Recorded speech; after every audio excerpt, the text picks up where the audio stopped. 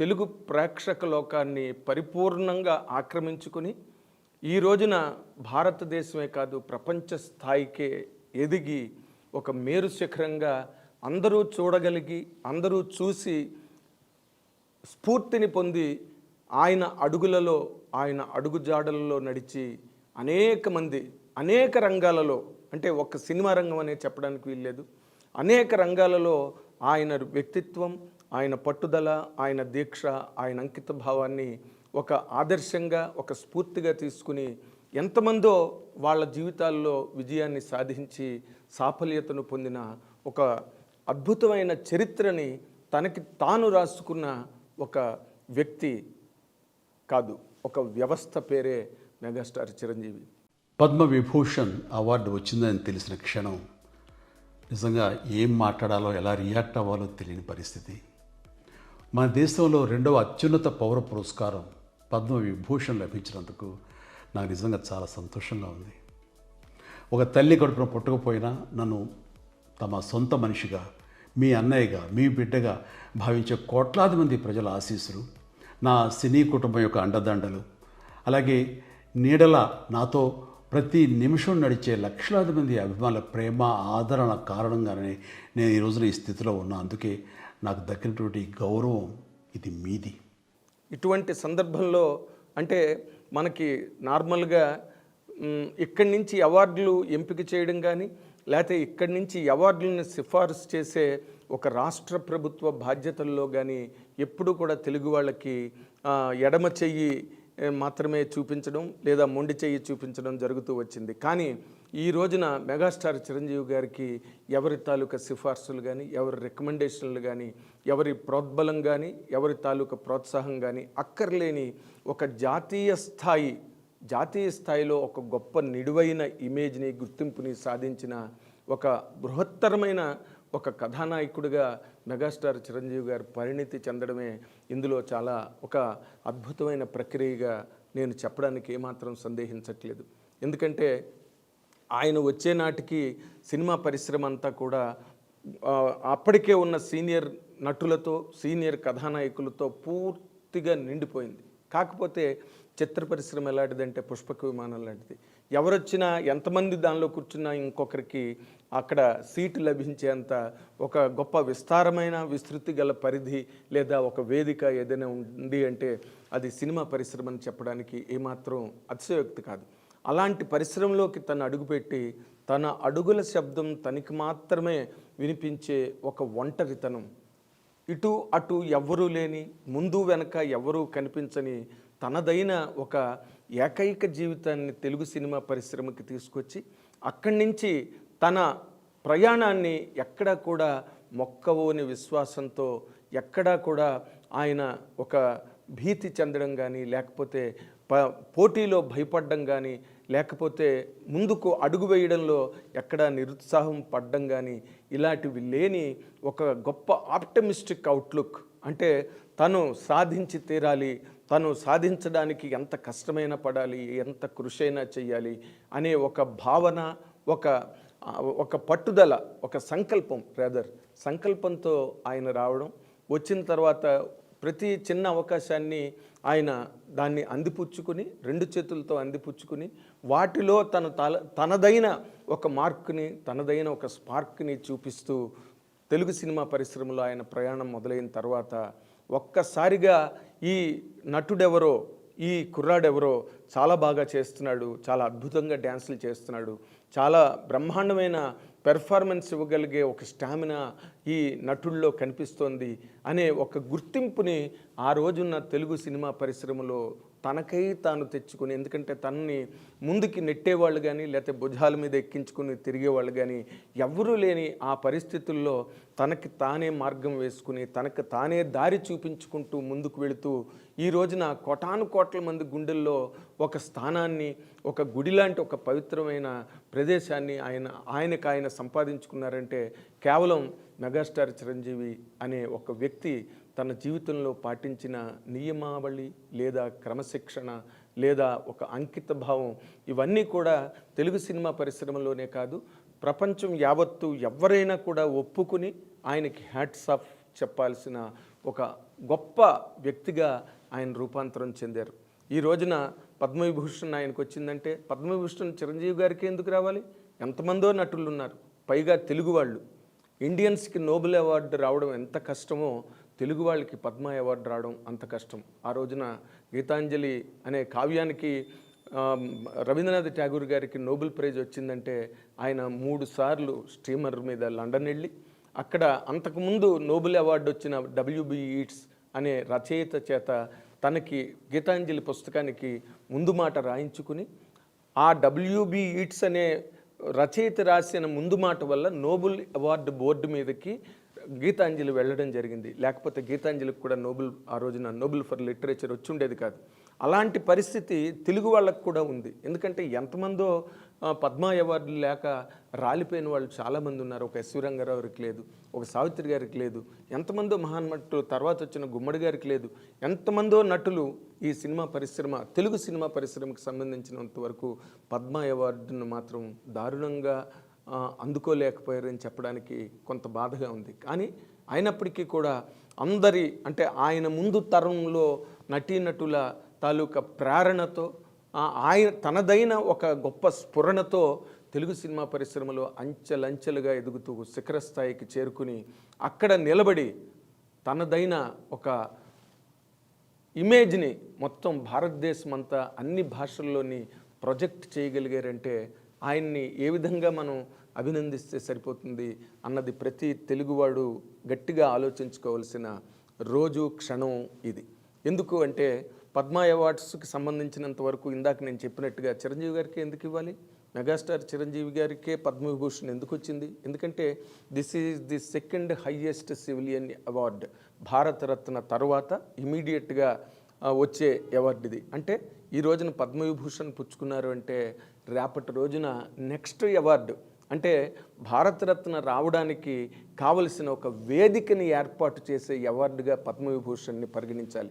పద్మవిభూషణ్ వరకు వెళ్ళారంటే వాళ్ళు అంటే భారతదేశ జనాభాలో చాలా గొప్ప వ్యక్తులలో మళ్ళీ వాళ్ళల్లో అత్యున్నతమైన పురస్కారాన్ని అందుకునే ఒక స్థాయిని ఒక ప్రమాణాన్ని వాళ్ళు నెలకొల్పుకోకపోతే వాళ్ళకి వాళ్ళు రాసుకోకపోతే ఏ దేశ ప్రభుత్వము వాళ్ళని గుర్తించే అవకాశం లేదు. కానీ చిరంజీవి గారు తనదైన సేవలతో కానీ లేదా తనదైన జీవితంలో ఆయన పాటించిన లేదా సాధించిన గొప్ప ఘనకార్యాల ద్వారా ఆయన ఈ భారత ప్రభుత్వ దృష్టికి ఆయన ఈయన 100% పద్మవిభూషణ్కి అర్హుడు, ఈయనకి అన్ని రకాల అర్హతలు ఉన్నాయి అని భారత ప్రభుత్వమే గుర్తించి ఈ రోజున ఈ పద్మవిభూషణ్ అవార్డు ప్రకటించడం జరిగింది. పద్మవిభూషణ్ 3 కేటగిరీస్లో ఇస్తారు. ఎలాంటిదంటే దాంట్లో అసాధారణమైన అత్యంత ప్రతిష్టాత్మకరమైన సేవలకి, అలాగే అత్యంత ప్రతిష్టాత్మకరమైన సేవలకి, అలాగే అంటే అత్యున్నతమైన ప్రతిష్టాత్మకరమైన సేవలకి ఈ అవార్డుని 3 కేటగిరీస్లో ఇస్తారు. ఈ 3 కేటగిరీస్ కూడా చిరంజీవి గారి జీవితంలో ప్రతిబింబిస్తాయి అని చెప్పడానికి ఆయన జీవితమే మనకి తెరచిన పుస్తకంగా ఒక నిదర్శనంగా మన కళ్ళెదురుగుండానే ఉంది. అందుకే ఈ రోజున ఆయనకి ఇవ్వడానికి లేదా ఇచ్చిన తర్వాత ప్రపంచవ్యాప్తంగా తీసుకుంటే ప్రపంచం నలుమూలల నుంచి హర్షాతిరేకం వ్యక్తమవుతోంది. అందరూ ఆయన్ని కొనియాడుతున్నారు, అందరూ కేరింతలతో ఈ సందర్భాన్ని ఆహ్వానిస్తున్నారని చెప్పడానికి చాలా సంతోషంగా ఉంది. ఎందుకంటే పద్మ అవార్డ్స్ అంటే ప్రతి రంగంలోని ఇవ్వడం జరుగుతుంది, వాళ్ళ సేవలను గుర్తించి ఇవ్వడం జరుగుతుంది. కానీ ఇక్కడ ముఖ్యమైనది ఏంటంటే ఒక వ్యక్తిత్వ నిరూపణ. అంటే ఒక గొప్ప నటుడు లేదా ఒక 100 సినిమాలు చేసినంత మాత్రాన ఎవరికి పద్మవిభూషణ్ అవార్డు సినిమా పరిశ్రమకు సంబంధించినంత వరకు రాదు.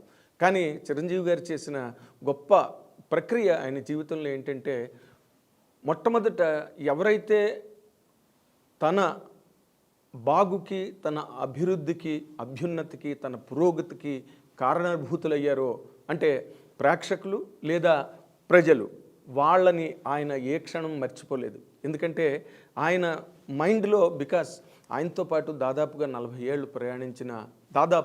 40 ఏళ్ళు ప్రయాణించిన ఒక సీనియర్ జర్నలిస్ట్గా నేను ఆయనలో కనిపెట్టినవి, నేను ఆయనలో ప్రత్యక్షంగా కానీ పరోక్షంగా చూసినవి కానీ నేను ఈ రోజున తలుచుకుంటే పద్మవిభూషణ్ చిరంజీవి గారికి వచ్చిందా, చిరంజీవి గారే పద్మవిభూషణ్కి వచ్చారా అన్న ఒక విచికిత్సకి లోనవుతున్న సందర్భం ఇది. ఎందుకు అంటే దానికి కారణం చెప్తా. ఇప్పుడు నార్మల్గా ఒక రేంజ్కి ఒక హీరో వచ్చి అత్యున్నతమైన పారితోషికాలు తీసుకుంటూ, రెమ్యూనరేషన్స్ తీసుకుంటూ చాలా బిజీగా ఉండి, అంటే క్షణం తీరిక లేదంటారే, అలాంటి క్షణం తీరిక లేదనేది మాట వరుసకి మనం మాట్లాడే మాటలు కానీ, బట్ అలాంటి కెరీర్ని నిర్మించుకున్న వాళ్ళకి నిజంగానే క్షణం తీరిక ఉండదు, ఊపిరి సలిపే అవకాశం కూడా ఉండదు. అలాంటి సందర్భాల్లో కూడా ఆయన తనదైన ఒక సహాయాన్ని, చేయూతని అందరికీ ఇవ్వాలని చెప్పి చాలా తనకి తానుగా ఆలోచించుకుని, ఎవరో చెప్తే బుద్ధి పుట్టదు, ఎవరో చెప్తే సలహా మాత్రంగా సూచనప్రాయంగా చెప్పినంత మాత్రాన ఎవరి మనసులోనూ గొప్ప పనులు చేయాలనే సంకల్పం మాత్రం ఎట్టి పరిస్థితుల్లోని చిగురించదు. కానీ ఎవరికైనా వాళ్ళకి స్వతహాగా గనక అలాంటి ఆలోచనలు వస్తే అవి తప్పకుండా గట్టి పునాదిని ఏర్పరచుకుంటాయి. ఆయన అలాగే తన కారణమైన ఎంతమంది నన్ను ప్రేమిస్తే, ఎంతమంది నన్ను ప్రోత్సహిస్తే, ఎంతమంది నన్ను ముందుకు నడిపిస్తే, ఎంతమంది నా సినిమాలు చూసి చప్పట్లు కొట్టి, కేరింతలు కొట్టి, బాక్సాఫీస్ రికార్డులు బద్దలు కొట్టడానికి కారణమయ్యారో అలాంటి వాళ్ళందరికీ తను కూడా ఏదో ఒక రకమైన ప్రయోజనాన్ని అందించాలి, తన చేయూత, తన సాయం కూడా వాళ్ళకు ఉండాలని ఆయన అనుకున్న కారణంగానే చిరంజీవి బ్లడ్ బ్యాంక్ అనేది ఆవిర్భవించింది. లేకపోతే ఈ రోజున ఆ బ్లడ్ బ్యాంక్ వచ్చిన తర్వాత ఎన్ని వేల మందికి ప్రాణదానం జరిగిందో, ఎంతమంది ఆ బ్లడ్ బ్యాంక్ వల్ల, చిరంజీవి గారి తాలూకా ఆ స్పృహ వల్ల, ఆయన తాలూకా సంకల్పం వల్ల ఎంతమంది ప్రాణాపాయ పరిస్థితుల నుంచి బయటపడ్డారో ఆ రికార్డులు ఒకసారి చూసుకుంటే తెలుస్తుంది. లేకపోతే మాలాంటి ప్రత్యక్ష సాక్షులు ఎవరినైనా అడిగితే కూడా తెలుస్తుంది. ఎందుకంటే అఫ్కోర్స్ దాని మీద కూడా బురద జల్లడానికి ట్రై చేశారు, దాని మీద కూడా రాళ్ళు వేయడానికి ట్రై చేశారు. అందుకే కాయలున్న చెట్టుకే రాళ్ళు అనే సామెతలాగా ఆయన చేసే ఘనకార్యాలు, లేకపోతే ఆయన సాధిస్తున్న ప్రగతి మార్గ దర్శకాలను చూస్తున్నప్పుడు ఎవరికైనా ఆ మాత్రం కించిత్తు అసూయ కలగడం అన్నది చాలా సహజమైన విషయం. అలాగా అసూయ కలిగితేనే లియో టాల్స్టాయ్ చెప్పినట్టు, ఎదుటివారు అసూయ పడితేనే మనం నిజమైన విజయం సాధించినట్టు అని చెప్పి లియో టాల్స్టాయ్ మాట. అలాంటి అసూయని కూడా అభిమానంతో పాటు, ప్రేమతో పాటు, ఆదరణతో పాటు, ప్రోత్సాహంతో పాటు మెగాస్టార్ చిరంజీవి గారు ఆ కాస్తంత లేచి మాత్రమైన అసూయను కూడా సంపాదించుకున్నారు. అందువల్లే బ్లడ్ బ్యాంక్ మీద రాళ్ళు వేయడానికి ట్రై చేశారు, బురద జల్లడానికి ట్రై చేశారు. దీనిలో అంత కరెక్ట్గా జరగట్లేదు, దీనిలో ఏదో ఫ్రాడ్ జరుగుతున్నది అనే కోణంలో అనేక రకమైన విమర్శలు చేయడానికి ప్రయత్నించారు. బట్ ఆయన నిజం నిగ్గు తేలాలి అంటే 100% నిలబడగలిగే ఆ ధైర్యం, ఆ సత్తా ఉన్నవాళ్ళు మాత్రమే అలాంటి టెస్ట్ ఆఫ్ టైంని ఎదుర్కొని నిలబడగలుగుతారు. అందులో కూడా చిరంజీవి గారు ధీటుగా, ఘాటుగా నిలబడి తన వ్యక్తిత్వాన్ని, బ్లడ్ బ్యాంక్ తాలూకా క్యారెక్టర్ని నిరూపించారు. ఎంతమందో ఆ సాయం పొందిన వాళ్ళకి కానీ, లేకపోతే బ్లడ్ బ్యాంక్ ద్వారా, చిరంజీవి గారి చేయూత ద్వారా ఎంతమంది ప్రయోజనం పొందారో, లబ్ధి పొందారో అలాంటి వాళ్ళని అడిగితే చిరంజీవి గారి బ్లడ్ బ్యాంక్ ద్వారా ఎటువంటి మేలిమి సేవలు అందరికీ అందే అన్నది నిరూపణ జరుగుతుంది. ఇలాంటి సందర్భంలో చెప్పాలంటే ఒక్క బ్లడ్ బ్యాంక్ అనే కాదు, రక్తదానమే కాదు, అందులో తన అభిమానుల్ని ఒక భాగంగా ఆయన చేశారు. ఎందుకంటే వాళ్ళు ఫ్యాన్స్ అంటే ఎంతసేపు చప్పట్లు కొట్టడానికి, బ్లాక్లో టికెట్లు కొనుక్కుని సినిమాలు చూడడానికి, లేకపోతే బ్యానర్లు మోయడానికో ఇలా కాదు, వాళ్ళ జీవితానికి కూడా ఒక గుర్తింపు కావాలి, వాళ్ళ జీవితానికి కూడా ఒక సార్థకత కావాలి అనుకుని బ్లడ్ బ్యాంక్లో తన అభిమానులను అందరికీ పిలుపునిచ్చి ఈ రక్తదాన శిబిరాలను కొనసాగించడం కానీ, తద్వారా రక్త సేకరణ జరగడం కానీ, ఇలాంటివన్నీ కూడా అభిమానులకి ఆయన ద్వారా కలిగిన లేదా వనగూడిన సార్థకతగానే చెప్పాలి. అందుకనే అభిమానులు వాళ్ళు ఎవరిని అడిగినా కూడా మెగా ఫ్యాన్స్ అంటారు, మెగా ఫ్యామిలీ అంటారు. అంటే చాలా గర్వంగా చెప్పుకుంటారు వాళ్ళు, మేము చిరంజీవి గారి అభిమానులు అని చెప్పి. దానికి కారణం ఆ గర్వం అంటే ఇళ్లలో సినిమాలకు తిరిగి హీరోలు వెనకాతలు పరిగెట్టి లేదా హీరోల కోసం అని పరిగెట్టే పిల్లలకి దాదాపుగా ఆ ఇంట్లో కానీ ఆ వాడలో కానీ ఆ ఊళ్ళో కానీ అది అంత పెద్ద గౌరవం ఉండదు. వాళ్ళని చూస్తే అందరికీ చిన్న చూపే. కానీ ఈ రోజున మెగా అభిమానులకు మాత్రం అటువంటి చిన్న చూపు కానీ అటువంటి అవమానాలు కానీ ఎక్కడ జరగవు. వాళ్ళు చాలా గర్వంగా సగర్వంగా కాలర్ ఎగరేసుకుని మరి మేము మెగా అభిమానులను చెప్పుకుని తిరిగే లేదా మసులుకునే ఒక స్థాయిని ఒక అవకాశాన్ని చిరంజీవి గారు కల్పించడం అన్నది చిరంజీవి గారి నట జీవితంలో కానీ వ్యక్తిగత జీవితంలో కానీ ఒక అద్భుతమైన ఘట్టంగా చెప్పాలి. అటువంటి సందర్భాన్ని అభిమానులకు మిగులుస్తూ తద్వారా బ్లడ్ బ్యాంక్ ద్వారా ఎంతమందికో ఉపయోగపడి తర్వాత మళ్ళీ ఐ బ్యాంక్ ఆయన తాలూకా బికాజ్ నాతోనే మాట్లాడారు ఆ మాటలు. నాకు తెలిసే విషయం. ఎందుకంటే ఐ బ్యాంక్ పోయిన తర్వాత ఏ కంటికి విలువ ఉండదు, ఏ శరీరంలో ఏ భాగానికి విలువ ఉండదు, అన్నీ తగలబడిపోవలసిందే కట్టెల మీద. కానీ ఆయన దాన్ని ఆలోచించి ఐ డొనేషన్ కనుక జరిగితే ఎంతమందో అంధులు ఈ ప్రపంచాన్ని చూడలేక చిన్నతనంలోనే కంటి చూపు కోల్పోయిన వాళ్ళు, తర్వాత రోజుల్లో పెరుగుతూ కూడా కంటి చూపు కోల్పోయిన వాళ్ళు ఎంతమందో చిరంజీవి గారి ఐ బ్యాంక్ ద్వారా కళ్ళు పొంది ఈ ప్రకృతిని ఈ ప్రపంచాన్ని మళ్ళీ చూసి ఆనందించి కేరింతలు కొట్టగలిగే ఒక అవకాశాన్ని ఎంతోమంది పొందారంటే అది ఐ బ్యాంక్ ద్వారా చిరంజీవి గారు అందించిన ఒక సువర్ణ అవకాశంగా చెప్పాలి. తర్వాత రోజుల్లో అంటే ఒకసారితో అయిపోయిందా, అది ఏనాటి నుంచో కంటిన్యూ అవుతున్నది. అప్పుడే దశాబ్దాలుగా రన్ అవుతున్నది చిరంజీవి గారు blood bank and Chiranjeevi I bank. కానీ తర్వాత రోజుల్లో కూడా ఎప్పటికప్పుడు అంటే ఒకసారి చేసిన సేవతోనో ఒకసారి చేసిన సహాయంతోనో ఆయన ఏ రోజున కూడా సంతృప్తి పడలేదు. ఆయన అక్కడే ఆగిపోలేదు. ఆ ప్రయాణం నిరంతరం, ఆ ప్రవాసం ప్రతిక్షణం అని చెప్పడానికి ఎన్నో సందర్భాలు మనకు ఉదాహరణగా నిలబడతాయి. ఆయన జీవితంలో అంటే ఏ సీజన్కి ఆ సీజన్, ఏ విపత్తు మనకి ఎదురవుతుందో ఆ విపత్తులో ప్రజలు సమాజం ఏ విధమైన ఇబ్బందులకు లోనవుతుంది, ఎటువంటి పరిస్థితులను చూసి తల్లడిల్లిపోతుంది అనే ఒక యాంగిల్ కనుక మనం తీసుకుంటే కరోనా వచ్చింది, మొత్తం లాక్డౌన్, ఎంతమందో సినిమా పరిశ్రమలో వేలాది కార్మికులు సినిమా షూటింగ్లు ఆగిపోయాయి. ఆగిన తర్వాత కార్మికులందరూ కూడా పాపం ఆహాకారాలు చేశారు. ఎందుకంటే సినిమా వర్క్ ఆగిపోయింది, నెల జీతాలు లేకపోతే దినసరి వేతనాలు అందుకోలేని ఒక దారుణమైన పరిస్థితుల్లో కుటుంబాలు కృంగిపోయాయి.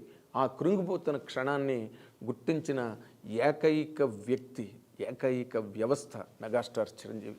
ఆయన గుర్తించి వెంటనే ముందడుగేసి అందరికీ పిలుపునిచ్చి ముందు తను డొనేట్ చేసి వేలాది కార్మికులకి నెలసరి అవసరమైన ఆ వస్తువులన్నీ బియ్యం కానీ మిరపకాయలు కానీ ఇంకోటి కానీ అన్నీ దగ్గరుండి చిరంజీవి బ్లడ్ బ్యాంక్ నుంచి అందరికీ వెళ్ళడం, చిరంజీవి గారి అభిమానులు కానీ పరిశ్రమలో చిరంజీవి గారి అనుయాయులు అనుచరులు సహచరులు కానీ వాళ్ళందరూ కూడా ఒక భుజం మీద ఎత్తుకొని అందరికీ అందజేసి అందరి తాలూకా క్షుద్బాధ అంటాం మనం, ఆ హంగర్ని తీర్చి అందరి ఇళ్లల్లో ఒక దేవుడిగా ఆయన నిలబడ్డారని చెప్పడానికి ఆ సంఘటన ఒకటి నేను ఇక్కడ గుర్తు చేస్తున్నా. తర్వాత ఈ కరోనాలో ఆక్సిజన్ లెవెల్స్ పడిపోయి ఆ కారణంగా చాలామంది చచ్చిపోతుంటే మళ్ళీ మేల్కొని వెంటనే ఆయనే రియాక్ట్ అయ్యి వెంటనే ఆక్సిజన్ వ్యాన్స్ని మొత్తం తెలుగు రాష్ట్రాలు మొత్తం అన్ని చోట్ల తిప్పి ఎవరికి ఎక్కడ ఏ అవసరం ప్రాణాపాయ పరిస్థితుల్లో వాళ్ళ దగ్గర నుంచి చిరంజీవి ఆక్సిజన్, మెగాస్టార్ ఆక్సిజన్ అంది చాలామంది మళ్ళీ బతికి బట్టకట్టి బయటకు వచ్చి ఈ రోజున మేము మెగాస్టార్ చిరంజీవి గారి సాయంతో మేము ఈ రోజున మళ్ళీ బతకగలిగామని చెప్పుకునే సందర్భం ఈ సమాజంలో అడుగడుగున అణువణువున ప్రతి ఊర్లోని ఉన్నాయి. ఇంతకన్నా అంటే నేను ఇవన్నీ ఎందుకు చెప్పానంటే ఈ పద్మవిభూషణ్ కానీ భారతరత్న కానీ ఇలాంటివన్నీ కూడా కేవలం ఒక నటుడు అద్భుతంగా నటించినంత మాత్రానో లేకపోతే ఆ నటుడు నటించిన సినిమాలు గొప్ప రికార్డులను నెలకొల్పడం ద్వారానో మాత్రమే కాదు, ఒక పర్సనాలిటీ డెవలప్మెంట్ అన్నది కూడా దానిలో ఉంటుంది. ఆ పర్సనాలిటీ డెవలప్మెంటే ఈ రోజున మెగాస్టార్ చిరంజీవి గారికి ఒక కంచు కవచంలా నిలబడిందని చెప్పాలి. ఎందుకంటే ఆయన వ్యక్తిత్వ వికాసం అంటాం మనం పర్సనాలిటీ డెవలప్మెంట్ అంటే. ఆ పర్సనాలిటీ డెవలప్మెంట్లో భాగాలే ఇవన్నీ కూడా. అంటే చిరంజీవి బ్లడ్ బ్యాంక్ కానీ చిరంజీవి ఐ బ్యాంక్ కానీ లేదా వేలాది కార్మికులకి ఆయన ద్వారా వస్తువులు దినసరి వస్తువులు, నెలసరి వస్తువులు అందడం కానీ, తర్వాత చిరంజీవి ఆక్సిజన్ వ్యాన్స్ ఊరూరా తిరగడం కానీ, ఇవన్నీ కూడా పర్సనాలిటీ డెవలప్మెంట్లో భాగాలే. ఎవరు చెప్పారు, ఎవరు చేయమన్నారు?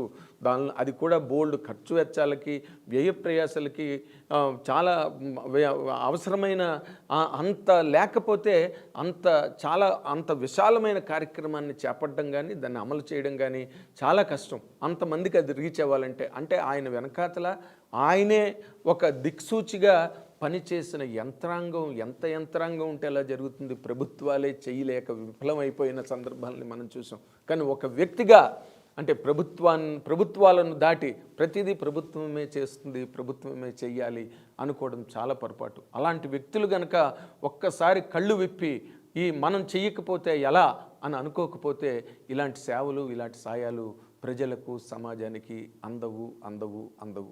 అటువంటి గొప్ప అసాధారణమైన ప్రక్రియలను చేపట్టబట్టే ఈ రోజున మెగాస్టార్ చిరంజీవి గారు ప్రతి ఇంటికి, అంటే మన హౌస్ హోల్డ్ నేమ్ అంటాం, అంటే ప్రతి ఇంటికి తనదైన ఒక ప్రాతినిధ్యాన్ని అందించి చిరంజీవి మా బిడ్డే అని అనిపించుకున్న ఒక స్థాయికి ఆయన ఎదగడం అన్నది కేవలం అని చెప్పడం చరణమే అవుతుంది తప్పితే కొత్త మాట కాదు. కానీ ఈ సందర్భంలో ఎందుకు చెప్పవలసి వచ్చిందంటే పద్మవిభూషణ్ అనేది it covers or it involves, it encapsulates lot of angles. ఆ యాంగిల్స్లో నటుడు, చాలా గొప్ప నటుడు, ఎన్నో సినిమాల ద్వారా సినిమా పరిశ్రమకి ఊపిరిని అందించి సినిమా పరిశ్రమ తాలూకా స్టామినా, అంటే ఆయన ద్వారానే మొట్టమొదట అయ్యి బాబోయ్ తెలుగు సినిమా బాక్స్ ఆఫీస్కి ఇంత స్టామినా ఉందా అని నిరూపణ జరిగింది కేవలం చిరంజీవి గారి చిత్రాల ద్వారానే అని చెప్పడానికి ఏమాత్రం సందేహించక్కర్లేదు.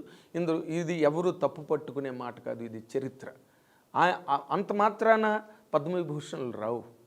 సినిమాలు తీసినంత మాత్రాన, తన సినిమాలు హిట్ అయినంత మాత్రాన కాదు. దాని వెనకాతలు ఉండే ఇందాక చెప్పినట్టుగా అత్యున్నతమైన సేవలు, అత్యున్నతమైన ప్రతిష్టాత్మకరమైన సేవలు అనే ఒక క్లాజ్ ఉన్నది పద్మవిభూషణ్లో. అలాంటి ఒక సేవలను అందించిన ఒక పరిణితి గల వ్యక్తిగా, ఒక బాధ్యత గల పౌరుడుగా సమాజంలో సగటు ప్రాణాలను కాపాడి సగటు జీవితాలకి అండగా నిలబడ్డ ఆయన జీవితానికి ఈ రోజున పద్మవిభూషణ్ అన్నది గొప్పగా అందరూ పొంగిపోయేంత పురస్కారం కాదు. ఎందుకంటే ఆయన సాధించవలసింది, ఆయనకి లభించవలసింది, ఆయన అందుకోవలసిన ఘనతలు ఇంకా ఉన్నాయి. రాబోయే రోజుల్లో అందరూ చూస్తారు. కాకపోతే ఈ రోజున ఐ డ్రీమ్కున్న ప్రత్యేకత ఏంటంటే మొట్టమొదట ఒక 7 రోజుల క్రితం పద్మవిభూషణ్ అవార్డు మెగాస్టార్ చిరంజీవి గారికి రాబోతోంది అనే సందర్భం తెలిసినప్పుడు ఐ డ్రీమ్ ద్వారా నేను ప్రత్యేకంగా కొన్ని నాకు ఉన్న సోర్సెస్లో నేను వెతుక్కున్నప్పుడు, నేను అన్వేషించినప్పుడు నాకు లభించిన సమాచారం మెగాస్టార్ చిరంజీవి గారికి పద్మవిభూషణ్ డిక్లేర్ కాబోతోంది అని చెప్పి నాకు తెలిసిన సమాచారాన్ని మొట్టమొదట మా ఛానల్ ఐ డ్రీమ్ ద్వారానే నేను చెప్పడం జరిగింది. కాబట్టి ఆ కాస్తంత గౌరవం, ఆ కాస్తంత ప్రతిష్ట ఐ డ్రీమ్ ఛానల్కి కూడా చెందుతుందని చెప్పడానికి నేను గర్వపడుతున్నా. ఆయన చేసిన తర్వాత కుటుంబానికి ఒక పెద్దగా ఉండి అందరి తాలూకా బాధ్యతల్ని స్వీకరించి ఆయన ఒక్కడే సినిమా ఇండస్ట్రీకి వచ్చిన తర్వాత ఆయన నిలువెత్తు తేజంలా నిలబడి తన తాలూకా పవర్ని, అంటే ఒక నటుడుగా, ఒక స్టార్గా తన పవర్ని మొత్తం ప్రపంచం అంతా వ్యాప్తి చెందేటట్టుగా చేసిన తర్వాత తన కుటుంబానికి తను ఏ విధంగా అండగా నిలబడ్డారు, తల్లిదండ్రులకు ఎటువంటి కీర్తి ప్రతిష్టలను తెచ్చారు, కొణిదెల అన్న మాటకి ఎంత గొప్ప విలువని ఆపాదించారు. నేను చెప్తున్నా, చాలామంది చాలా గర్వంగా చెప్తారు, ఏంటండి మీ దేవుడు అంటే మేము మెగా ఫ్యామిలీ అండి అని చెప్తారు. అంటే అంత గర్వాన్ని ఆయన మిగిల్చారు. అంత గర్వాన్ని అంతమందికి పంచి, అంతమంది ప్రాణాలకి అడ్డుగా నిలబడి వాళ్ళని కాపాడి రక్షించి